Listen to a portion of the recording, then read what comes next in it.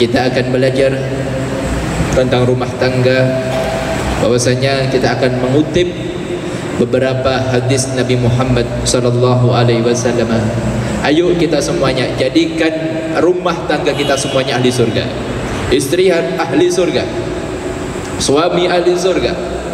Ayo kita semuanya, anak-anak kita jadikan semuanya ahli surga. Semuanya. Kuncinya apa? Kita harus bersama-sama ini. Kita harus bahu-membahu kita. Jangan sampai kita ini nanti ada di antara keluarga kita yang ahli neraka. Jangan sampai kita, anak kita jangan sampai yang ahli neraka. Tidak, itu kegagalan di dalam rumah tangga. Kegagalan dalam rumah tangga bukan dalam keadaan kemiskinan, bukan. Tapi tatkala kegagalan di dalam rumah tangga, yaitu adalah ketika orang tersebut tidak mampu mengenalkan keluarganya kepada Allah, tidak mampu mengenalkan keluarganya kepada baginda Nabi Muhammad sallallahu alaihi wasallam. Jadi kalau kita ingin ahli surga keluarga kita semuanya, keluarga kita semuanya ingin ahli surga, ayo kita mengikuti keluarganya Nabi Muhammad sallallahu alaihi wasallam. Karena khairu ahli adalah ahlu Rasulillah sallallahu alaihi wasallam. Sebaik-baik keluarga di dunia dan di akhirat, ya. Sebaik-baik keluarga di dunia sampai di akhirat adalah keluarganya Nabi Agung Muhammad sallallahu alaihi wasallam. Jadi kalau kita menginginkan keluarga kita menjadi keluarga yang baik, yang terbaik di dunia dan juga terbaik di hadapan Allah Subhanahu wa taala, maka ayo kita berusaha meniru keluarganya Nabi Muhammad sallallahu alaihi wasallam. Jaminan keluarga Nabi Muhammad ya jaminan apa? Ahli surga. Kalau kita ingin bahagia di akhirat, ya haruslah niru keluarganya Nabi Muhammad. Niru bagaimana cara mendidiknya Nabi Muhammad sallallahu alaihi wasallam. Yang pertama, qala Allah Ta'ala, Allah Subhanahu wa taala berfirman di surat An-Nisa, di dalam surat An-Nisa, wa ashiruhunna bil ma'ruf. Orang laki-laki. Orang laki-laki ini, ya. Orang laki-laki. Imam. Ini bapak, suami. Jadi khitabnya adalah kepada suami. Jadi ini yang sudah beristri atau yang belum beristri, ini harus memperhatikan ini semuanya. Karena kenapa? Karena seorang suami adalah imam. Seorang suami adalah imam. Imamnya keluarga adalah seorang suami. Sopirnya keluarga adalah seorang suami. Maka apa? Ayo jadikan, wahai seorang suami, makmummu semuanya. Siapa makmummu? Istrimu, anakmu, cucu-cucumu, semuanya, keturunan-keturunanmu semuanya.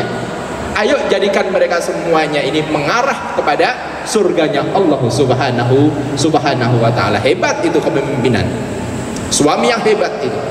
Suami yang mulia, suami yang tanggung jawab. Suami yang begitu memperhatikan keselamatan keluarganya dari adab dan siksaan Allah Subhanahu wa taala.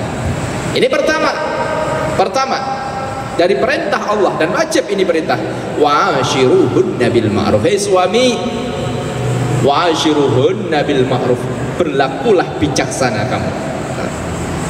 Berlakulah bijaksana engkau wahai seorang suami. Berlakulah adil wahai seorang suami. Berlakulah, jangan sampai mengandalkan hawa nafsu, jangan sampai mengandalkan ego, jangan sampai mengandalkan amarah, jangan sampai amarah ini mengendalikanmu, tapi yang mengendalikan engkau adalah takutmu kepada Allah Subhanahu wa taala. Seorang suami ini kalau ingin keluarganya ahli surga, ya harus takut kepada Allah. Seorang suami kalau ingin bisa memimpin istrinya, mengajak istrinya untuk ahli surga, kalau seorang suami ingin mengenalkan istrinya untuk ahli surga, mengenalkan anaknya untuk ahli surga, maka apa? Suami tersebut harus kenal Allah, harus kenal Nabi Muhammad, harus kenal kepada sang pencipta Allah Subhanahu wa ta'ala, harus ibadah, akhlaknya harus mulia, harus baik. Ibaratnya kayak seperti ini, ya. Salah satunya yang ngaji seperti ini kita. Alhamdulillah. Ngaji memperbaiki tahsinul akhlak, memperbaiki akhlak, memperbaiki ibadah. memperbaiki budi pekerti.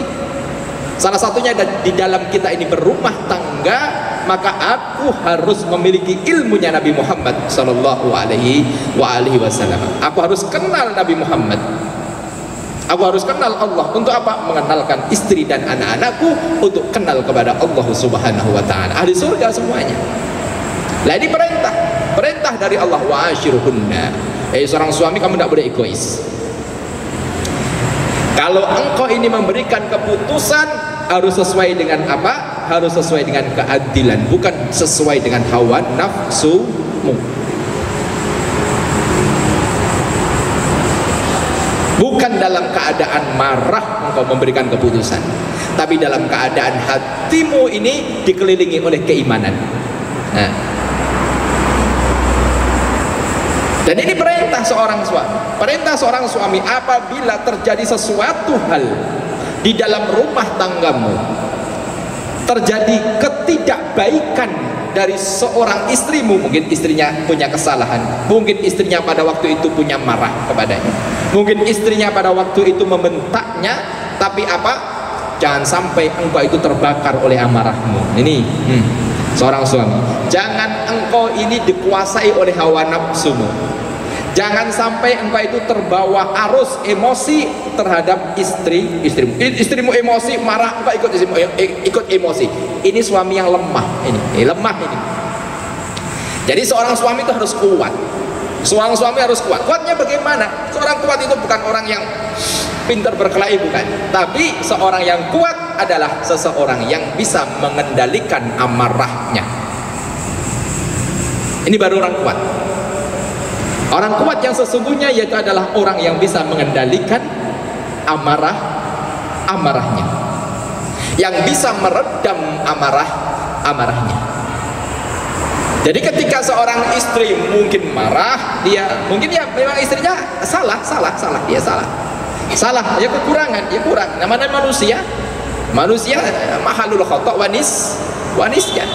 Tempatnya manusia ya istrinya ya punya kesalahan. Yang tentunya ya punya maksiat, tentunya ya punya ego, dia punya marah dia. Walaupun dia salah, mungkin dia marah.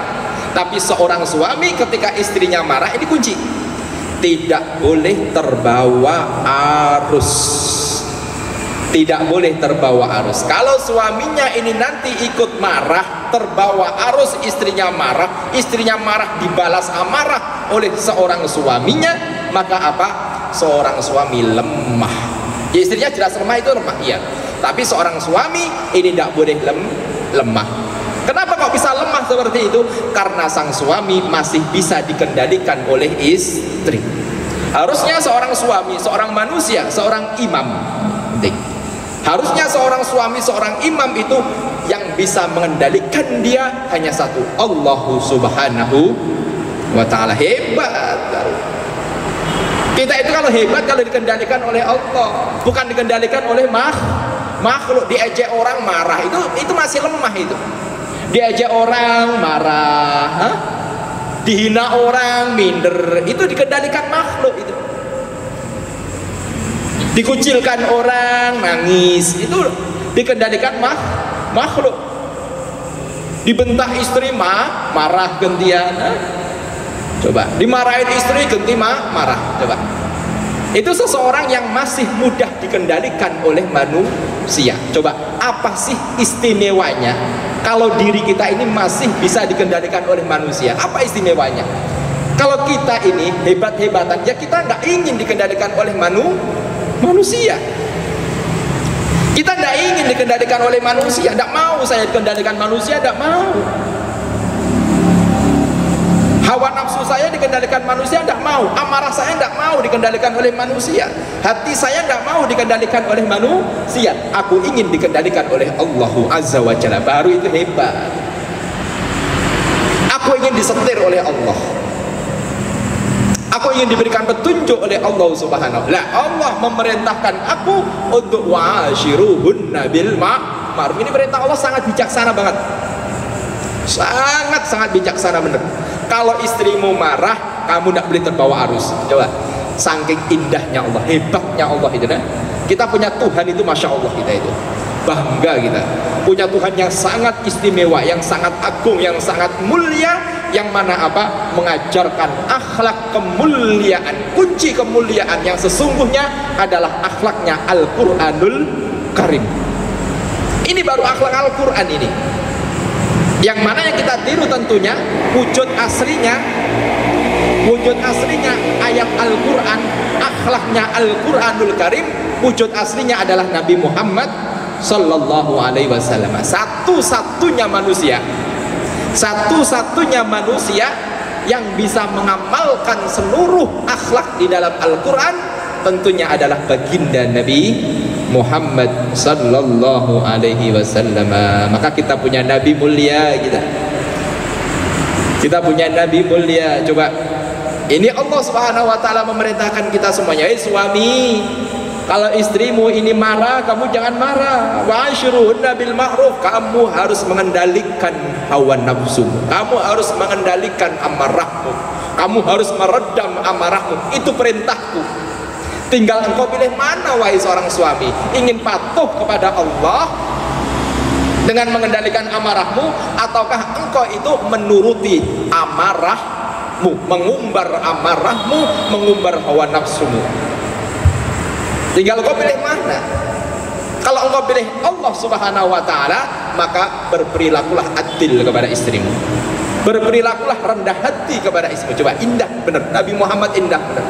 Nabi Muhammad seumur umur tidak pernah marah kepada istrinya. Coba, hebat Nabi Muhammad. Wa'ashiruhunna bil ma'ruf. Nah, mengamalkan ini dengan bila adil, dengan adil harusan adil. Tidak boleh memberikan keputusan sesuai dengan, kan orang itu namanya orang itu kadang itu ya, kadang itu mementingkan dirinya sendiri. Pokoknya aku. Contoh ringan, punya duit atau punya nasi hanya satu piring, piring. Seorang suami yang bijaksana, seorang suami yang adil, ini satu piring dikasihkan siapa? Istrinya apa dimakan sendiri? Coba. Ini contoh ringan ini contoh ringan. Coba, hanya punya satu piring, podo luwene kabeh, sama-sama lapar, satu hari belum makan semuanya. Atau punya setengah piring. Coba, yang wajib dikasihkan siapa di dalam agama? Adillah engkau wahai seorang suami. Yang wajib adalah pertama kali dikasihkan istrinya. Wahai istriku, ini aku hanya punya gaji satu hari satu piring nasi. Allah. Coba, siapa istri yang gak jatuh cinta kalau seorang suaminya mengamalkan akhlaknya Al-Quranul Karim. Baik istri, aku pulang dari bekerja bawa duit hanya 10.000 atau 5.000. Tuku pecel hanya satu bungkus ibaratnya. Sego pecel hanya satu bungkus. Coba, ini sama suami, kalau suaminya ini tidak adil, dipangan dewi, entek nih dewi. Itu suami yang tidak benar ini. Suami yang tidak mengikuti wa'ashiruhunna bil ma'ruf. Aku luwe tak mampir nang perapatan, mandek nang kono, dodok nang kono, mangan sak bungkus, pulang tidak bawa apa-apa. Itu suami yang tidak benar ini. Tapi kalau suami yang benar, ini beneran ini, ben guyu. Ini beneran ini. Kalau suami yang bener adalah bagaimana nasinya ini wajib. Ini wajib, ini bukan hanya sunnah, wajib diberikan istrinya. Karena seorang suami wajib untuk memberikan nafkah kepada istri. Ini baru suami yang akhirat ini ya, kayak gini ini. Contoh kayak gitu itu. Makanya juga ada, ini perlu kadang itu ada seorang suami mementingkan hawa nafsunya. Mungkin, maaf ini ya, mungkin mudanya ngerokok. Contoh ini, ngerokok ya, mudanya ngerokok, kelepis jaluk duit nangani wong tuane, minta duit enak. Bernikah, coba bagaimana? Bernikah dibenturkan dengan kewajiban dia kepada seorang istri. Dia punya kewajiban satu hari satu pak, berapa coba? Ya kalau satu pak habisnya, 2 pak gimana coba? Belum ngasih temennya coba, belum kumpul sama temennya coba, habis coba. Padahal istrinya butuh nafkah. Ini suami kalau tidak bener dia terus merokok, dia terus merokok. Istriku ya biarin lapar, biarin, yang penting aku merokok enak. Coba contoh yang seperti itu, ini hawa nafsu. Coba, padahal dia itu punya kewajiban untuk memberikan nafkah kepada istri dan anak-anaknya. Kalau dia memang adil, washiruhunna bil ma'ruf, adil bener, berhenti ngerokok. Wes biarin wes, pahit ritek lambeku ya bene katanya. Pahit ritek lambeku ya biarkan. Ya memang kurang kok, gajinya kurang kok, nafkahnya kurang. Mungkin kalau duitnya banyak tidak masalah kan gitu ya. Ini permasalahannya uangnya kurang gini. Ini nanti kalau saya buat merokok tambah kurang lagi, saya zalim kepada istri dan anak-anakku. Ya udah, aku harus adil, aku harus mengalahkan egoku sendiri. Aku harus mengalahkan kepentingan hawa nafsuku sendiri. Aku harus mementingkan istriku. Aku harus bergaul dengan mereka dengan pergaulan yang adil, yang bijaksana. Paham di sini ya. Contoh yang seperti itu. Coba.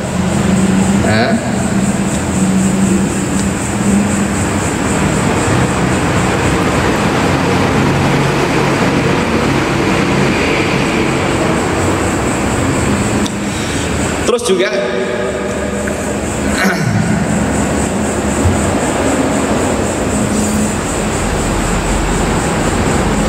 walirrijal, bahwasanya Allah Subhanahu wa taala berfirman juga dalam surah Al-Baqarah juga, walirrijali alaihinna darajah. Ini nanti setelah ayat Al-Qur'an, nanti hadis-hadis Nabi Muhammad. Walirrijali alaihinna darajah, bagi seorang laki-laki,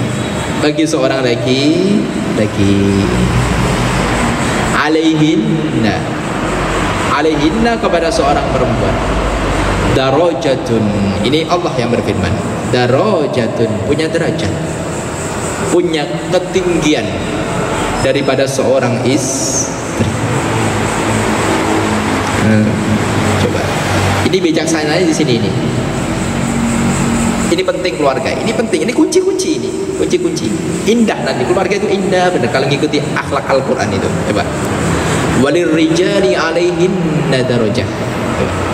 Walirrijali, dan bagi seorang laki-laki, yaitu imam, yaitu adalah seorang suami, alaihinna, bagi seorang istri, bagi seorang perempuan, darajatun, adalah punya keunggulan, punya derajat yang lebih. Jadi di dalam keluarga itu suami nomor satu. Suami adalah imam. Coba. Ini harus meletakkan seperti itu. Istri harus taslim. Tidak boleh istri, aku yang dari imam, kamu yang ikut aku. Tidak bisa, tidak boleh. Rusak. Keluarga kalau seperti itu rusak nanti. Karena seorang perempuan itu mengandalkan perasaan, wes repot. Kalau dipimpin seseorang yang mengandalkan perasaan, repot keluarga. Intinya kalau seorang itu, keluarga itu dipimpin oleh seseorang yang bukan ahlinya, atau apapun itu, dipimpin sebuah kaum, sebuah perkumpulan, kalau dipimpin yang tidak ahlinya, rusak itu kaum. Nah, agama itu memerintahkan di dalam keluarga, hei keluarga, wahai istri, wahai anak, wahai suami, ketahuilah, yang jadi pemimpin di antara kalian semuanya adalah seorang suami. Ini perintah Allah. Ini perintah Allah Subhanahu wa taala. Coba. Ini perintah Allah. Jadi seorang suami harus diletakkan kepemimpinan, gitu loh. Tidak boleh istrinya, tidak boleh mimpin, tidak boleh. Jadi ngoten niku pokoknya. Jadi kayak seorang perempuan jadi imam seorang laki-laki, ya tidak sah. Seorang perempuan tidak bisa nikahkan dirinya sendiri, tidak bisa. Apalagi nikahkan orang lain. Yang bisa nikahkan sendiri ya laki-laki, bisa nikah sendiri dia. Atau menikahkan orang lain, anaknya bisa dia menikahkan anaknya perempuan. Coba. Jadi kita ulangi lagi. Jadi seorang suami harus diletakkan diletakkan kepada pundaknya sebuah kepemimpinan di dalam keluarga. Tapi kan seorang suami yang kayak tadi ya, wa ashiruhunna bil ma'ruf, seorang suami yang tidak mengandalkan egonya, seorang suami yang tidak dikuasai oleh amarahnya. Pertama itu dulu dipenuhi oleh agama itu. Di dalam agama dipenuhi dulu, seorang suami pertama dipenuhi dulu. Seorang suami kamu harus adil, kamu itu tanggung jawab di hadapan Allah Subhanahu wa taala. Semper nanti di akhirat kalau tidak adil kepada istrinya. Nah, yang diurus perutnya sendiri, perutnya istri tidak diurus, repot nanti ya. Istri anaknya tidak diurus, pendidikannya repot nanti. Jadi seorang suami harus adil, bijaksana, harus kenal kepada Allah. Selain itu, setelah dia kenal kepada Allah utuh, baru dia diletakkan kepada kepemimpinan. Paham di sini? Jadi gitu. Yang repot itu kebalikannya. Kita sering mendapatkan pertanyaan itu sebalikannya. Ustaz, suami saya itu tidak adil. Ustaz, suami saya itu tidak benar. Ustaz, ini apakah patut jadi pemimpin? Waduh, repot kali ini. Ini jawabnya bingung kitanya. Bingung. Kalau diletakkan makmum salah, kalau diletakkan jadi pemimpin, dianya tidak siap, hancur nanti. Ini sesuai tekstual dulu ya, tekstual dulu kita. Sesuai tekstual dulu. Makanya seorang suami itu sebelum menikah ya harus persiapan dulu.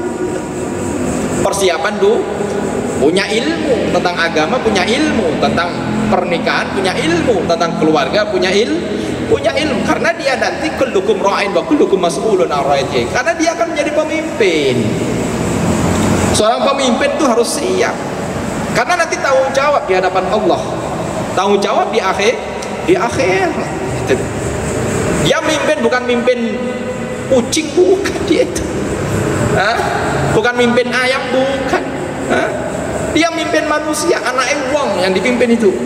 Putrinya orang lain, manusia yang dipimpin itu, bukan sembrono. Ya dia akan memimpin seorang anaknya pun juga manusia sama dia itu. Bukan mimpin hewan masih gampang. Mimpin bebek ya. Coba. Ini mimpin orang ini, yang mana orang ini nanti harus diselamatkan kelak yaumil qiyamah. Kalau bebek sembelih mati ya mati, tidak ada hisab baginya kan gitu. Tapi kalau istri bagaimana? Nanti di akhirat akan ditanya kan gitu. Di akhirat pun juga dia akan dihisab. Kalau seorang suaminya nanti seperti itu, udah terus gimana nanti? Cemplung rokok bareng-bareng kan gitu. Itu contoh. Maksudnya yang memang yang menakutkan seperti itu. Walil rijali alaihinna darajah. Ini kita ulangi lagi.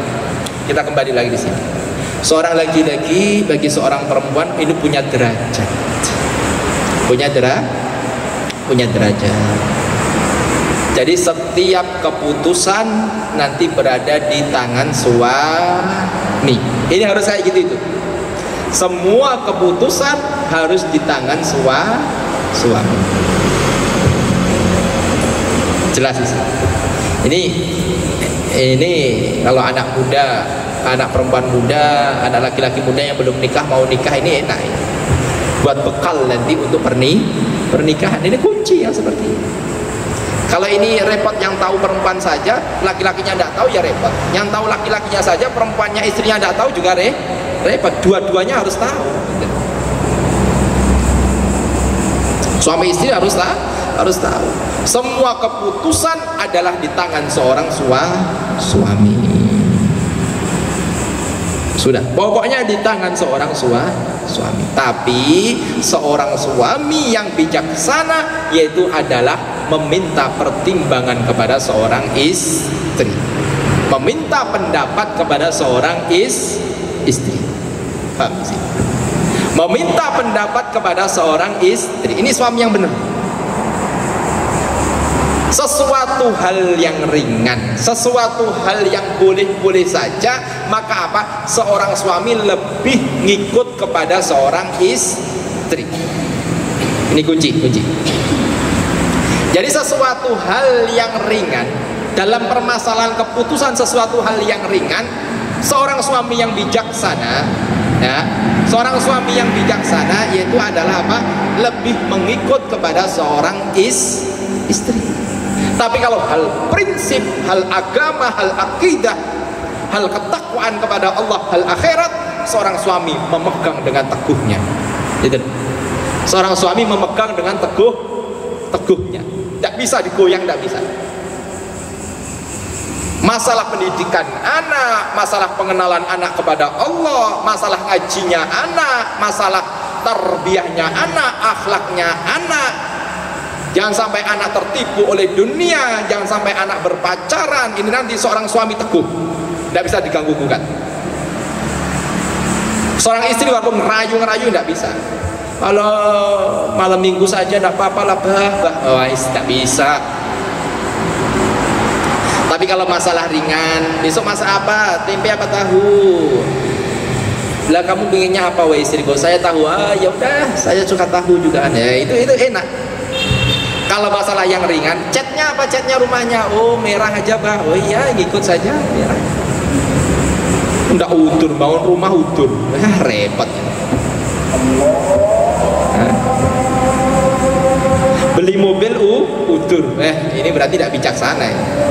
Jadi antara seorang suami harus bisa membedakan mana sesuatu hal yang pokok, suatu hal yang prinsip tidak bisa diganggu gugat, ataupun sesuatu hal yang memang bisa untuk A untuk B. Hukumnya boleh-boleh saja. Makan nasi pecel, nasi rawon, ya ikut aja seorang istri kan gitu. Nanti beli sepeda motor apa ya terserah, ngikut pada istri, yang penting uangnya cukup gitu aja sudah. Rumahnya catnya apa ya terserah, kamu catnya apa, coklat apa kuning atau hijau atau merah ya terserah, ngikut kepada seorang istri. Senang seorang istri digitukan itu. Ini kamarnya seperti apa ya sudah, ngikut saja seorang istri. Bajunya warnanya apa, ngikut saja seorang istri. Seorang istri walaupun seperti itu pun juga dia berpikir yang terbaik dia itu memikirkan, oh rumahnya warnanya coklat, oh dia itu karena sudah mikir, dia itu oh ini yang terbaik. Dia itu ngatur seorang suami, warnanya bajunya apa, ini tak belikan malu baju merah, oh ini pantas. Ini seorang istri sudah mikir, ini sudah nanti kalau pakai ini tampan, ini ganteng, pas, pantas, itu sudah mikir dia itu sudah. Ya sudah, biarkan dia itu berpikir gitu loh. Dihormati pendapatnya. Karena tidak melanggar syariat, karena tidak bertentangan dengan syariat. Tapi kalau soal halal haram, seorang istri kok mau mengajak kepada keharaman. Contoh Pak, ini beras habis, ayo korupsi ya, tidak bisa. Ayo ngutil ya, tidak bisa. Seorang istri mengajak ngutil ya, tidak bisa dituruti. Ayo nyuri ya tidak bisa. Itulah contoh yang seperti itu. Ayo anakmu, istri anak perempuanku biarlah pacaran. Oh tidak bisa, karena berkaitan dengan halal haram. Seorang suami harus teguh itu semua. Jadi paham ya di sini. Jadi kan enak kan ini. Jadi ditata bener oleh para ulama di dalam keluarga ya seperti itu, ditata bener. Tapi kalau seandainya dua-duanya tidak paham masalah ilmu ini, maka apa? Dua-duanya kepingin untuk menjadi terdepan. Istri pingin nang Arab, suami pingin nang Arab. Jadi presidennya dua, kepalanya dua, sopirnya dua. Bangun rumah yang satunya gendeng sunpring, yang satunya gendeng plentung, itu nanti ya rontok semua gendengnya itu nanti. Yang sunpringnya ini nanti tidak cocok, diborong lagi, dipecahi lagi, diturunin lagi, ganti gendeng plentung, macam-macam misalnya. Masalah pintu saja sudah nanti sudah ribet bener, suami istri nanti. Urusan kasur ya sudah ribet lagi nanti, urusan kasur. Kasurnya warnanya ini, kasurnya harganya ribet juga. Karena apa? Kepemimpinan ini ada dua. Repot, pemimpin ada dua itu repot. Pemimpin itu namanya pemimpin iya Satu, yang satunya ya wakil lah. Nggak bisa kepala semuanya, nggak bisa.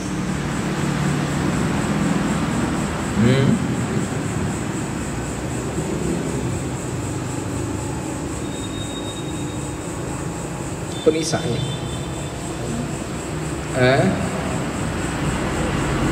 Terakhir, riwayatkan an Nabi sallallahu alaihi wasallam. Nabi Muhammad, coba. Indahnya Nabi Muhammad, perhatian Nabi Muhammad, baiknya akhlak Nabi kita, coba. Annahu qala, bahwasanya Nabi Muhammadin sallallahu alaihi wasallam. Nabi Muhammad sallallahu alaihi wasallam. Qala, beliau bersabda fi hajjatil wada', di dalam haji perpisahan. Beliau mau wafat. Beliau mau intaqala ila rafiqil a'la. Beliau mau pindah kepada Allah Subhanahu wa taala. Haji perpisahan beliau.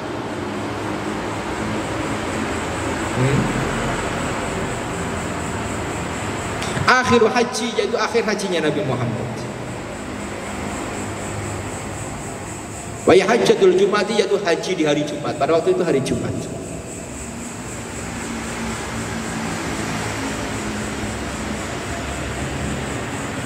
Beliau memberikan sambutan kepada sahabat-sahabat beliau. Nabi Muhammad menyampaikan sebuah syariat akhlak yang begitu mulia kepada para sahabat-sahabat baginda Rasulullah sallallahu alaihi wasallam. Ba'da an hamida Allah, beliau pertama memuji nama Allah. Alhamdulillah, segala puji bagi Allah. Wa athna alaihi, dan Nabi Muhammad mensucikan nama Allah. Subhanallah, maha suci Engkau ya Allah.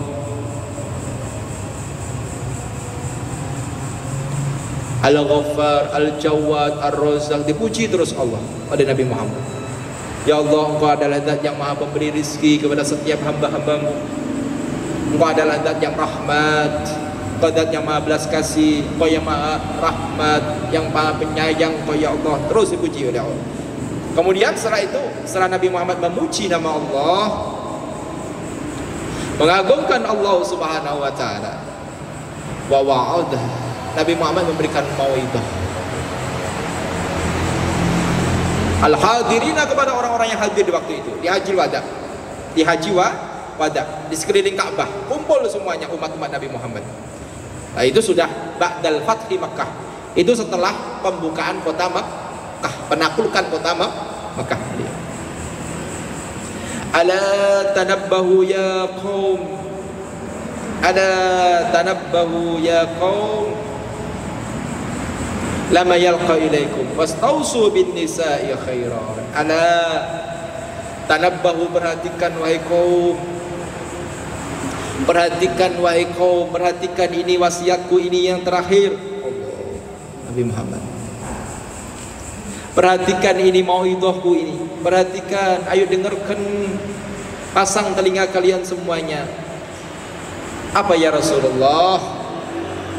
Wastausu bin nisa'i khairan, wastausu bin nisa'i khairan, berwasiatlah kalian semuanya, berwasiatlah kalian semuanya bin nisa'i, akan istri dan anak perempuan, akan istri dan anak-anak perempuan kalian semuanya, khairan, akan kebaikan.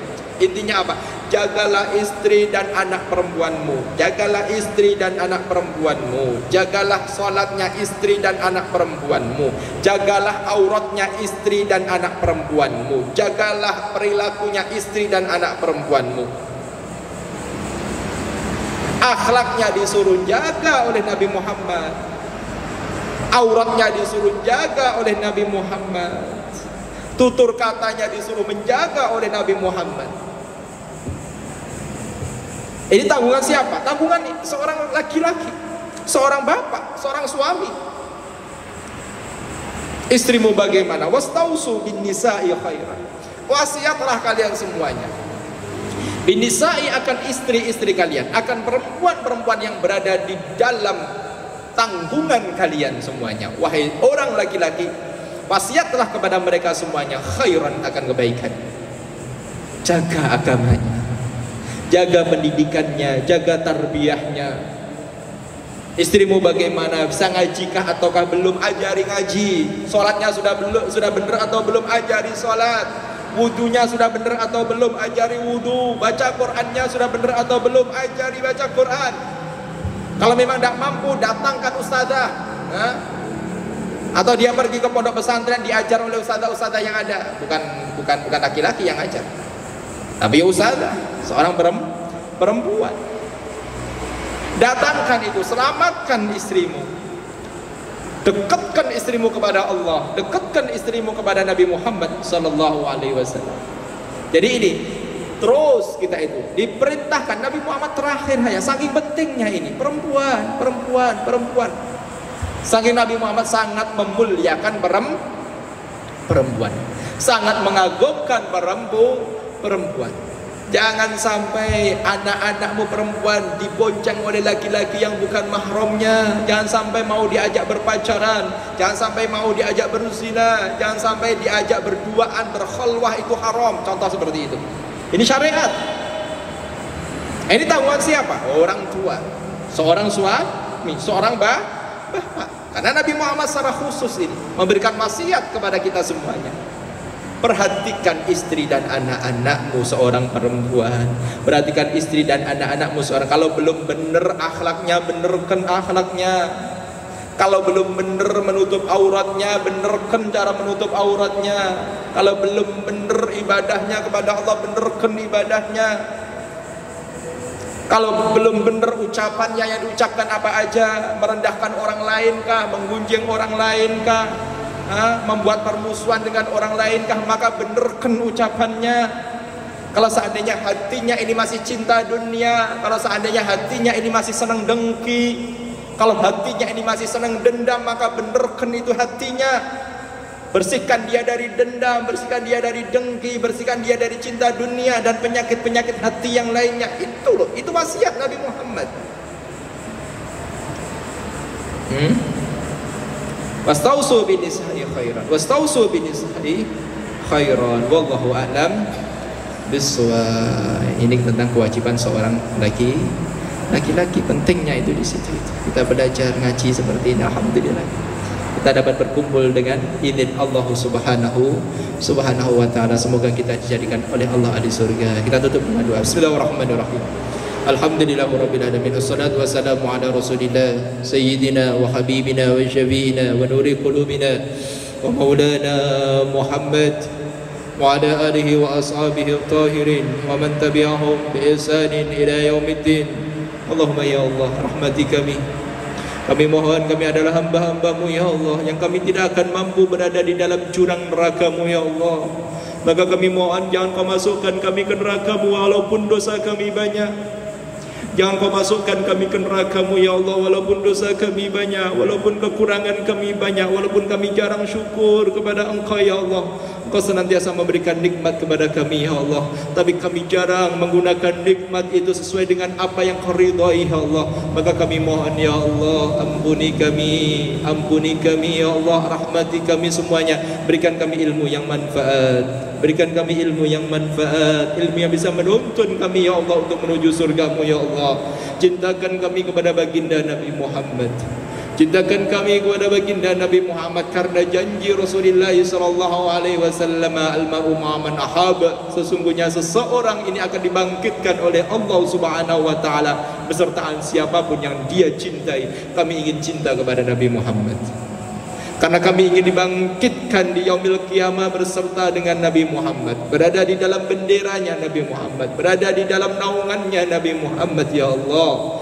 Ya Allah, bersihkan hati ini ya Allah. Jangan sampai hati ini ada dendam, jangan sampai berhati ini ya Allah dikuasai dengan amarah ya Allah. Jangan sampai hati ini ya Allah sering menggunjing, merendahkan orang lain ya Allah, sering berdusta ya Allah. Bersihkan hati ini ya Allah, jadikan hati ini meniru akhlaknya Nabi Muhammadin sallallahu alaihi wasallam. Jadikan keluarga kami semuanya yang hadir di sini ya Allah, jadikan keluarga kami semuanya yang hadir di sini keluarga yang sakinah, mawaddah, warahmah ya Allah, yang di dalamnya ya Allah ada Nabi Muhammad, yang di dalamnya sering disebut Nabi Muhammad, yang di dalamnya dijalankan sunnah-sunnah Nabi Muhammad. Keluarga yang senantiasa sering mengagungkan nama-Mu ya Allah, sering menyebut nama-Mu ya Allah. Keluarga ya Allah sering membaca ayat-ayat suci-Mu ya Allah. Anak kami sering membaca Quran, suami kami sering baca Quran, Quran. Isteri kami sering baca Quran ya Allah. Rumah yang dihiasi oleh bacaan Al-Quran, rumah yang dihiasi oleh solat tahajud ya Allah, rumah yang dihiasi oleh zikir, oleh tasbih, oleh tahlil ya Allah, oleh tahmid kepada Engkau ya Allah. Rumah yang dihiasi ya Allah, para penghuninya ya Allah bergemuruh sibuk berselawat kepada baginda Nabi Muhammadin sallallahu alaihi wasallam. Jadikan keluarga kami semuanya, anak-anak kami semuanya anak-anak yang saleh salehah ya Allah, yang di dalam hatinya ada kerinduan kepada Nabi Muhammad. Ya, di dalam hatinya ya Allah ada kerinduan untuk menjalankan sunnah-sunnah Nabi Muhammad ya Allah. Terima solat kami, terima ibadah kami ya Allah. Terimalah ya Allah amal kebaikan kami ya Allah. Duduk kami di majlis ilmu yang seperti ini, pandang kami semuanya ya Allah dengan pandangan rahmat-Mu, dengan pandangan kasih sayang-Mu ya Allah. Kami adalah ibaduka ya Allah, kami adalah hamba-hamba-Mu ya Allah. Hanya kepada Engkau lah ya Allah kami bersimpuh, hanya kepada Engkau lah ya Allah kami memohon ampun, hanya kepada Engkau lah ya Allah kami mencari perlindungan, mencari pertolongan ya Allah. Hanya kepada Engkau lah ya Allah kami memohon surga ya Allah. Hanya kepada Engkau lah ya Allah kami ingin selamat, memohon keselamatan ya Allah. Ya Allah, kemana lagi kami akan lari, kemana lagi kami akan mengungsi ya Allah, kemana lagi ya Allah kami akan wafat ya Allah, kalau bukan ya Allah semuanya akan dikembalikan kepada Engkau ya Allah. Kami semuanya akan kembali kepada Engkau ya Allah, dan kami akan mempertanggungjawabkan semua amal perbuatan kami di dunia ya Allah.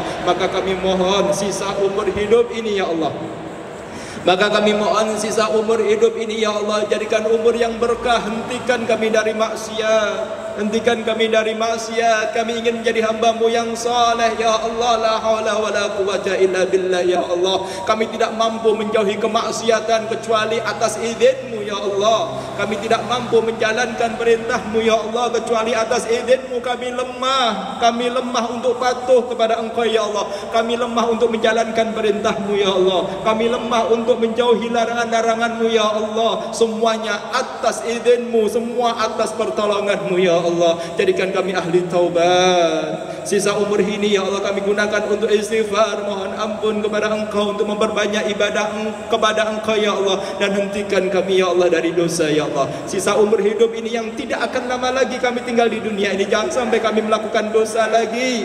Jangan sampai kami durhaka kepada orang tua ya Allah. Jangan sampai kami meninggalkan salat. Jangan sampai ya Allah kami meninggalkan kewajiban-kewajiban yang telah Kau berikan kepada kami ya Allah. Dan kami mohon wafatkan kami husnul khatimah. Wafatkan kami semuanya yang hadir di sini ya Allah, ataupun yang belum hadir di sini ya Allah, semuanya ya Allah, tetangga kami ya Allah, saudara kami ya Allah, keluarga kami semuanya ya Allah, baik yang kami kenal ataupun yang belum kami kenal. Jadikan kami semuanya husnul khatimah. Jadikan kami dan mereka semuanya husnul khatimah. Kami ingin ya Allah kami dan mereka semuanya ahli surga. Wafat dalam keadaan ahli surga ya Allah. Wafat dalam keadaan hati dan lisan ini ya Allah. Kau tuntun untuk mengucapkan kalimah yang agung dan mulia, kalimah la ilaha illallah Muhammad Rasulullah. La ilaha illallah Muhammad Rasulullah. La ilaha illallah Muhammad Rasulullah sallallahu alaihi wasallam. Rabbana atina fid dunya hasanah wa fil akhirati hasanah wa qina adzabannar. Sallallahu ala sayyidina Muhammadin sayyidil mursalin walhamdulillahi rabbil alamin. Bi sirril Fatihah. Bismillahirrahmanirrahim. Alhamdulillah. Malik yaumiddin iyyaka na'budu wa iyyaka nasta'in. Shiratal mustaqim. Shiratal ladzina an'amta 'alaihim ghairil maghdubi 'alaihim waladdallin. Assalamualaikum warahmatullahi wabarakatuh.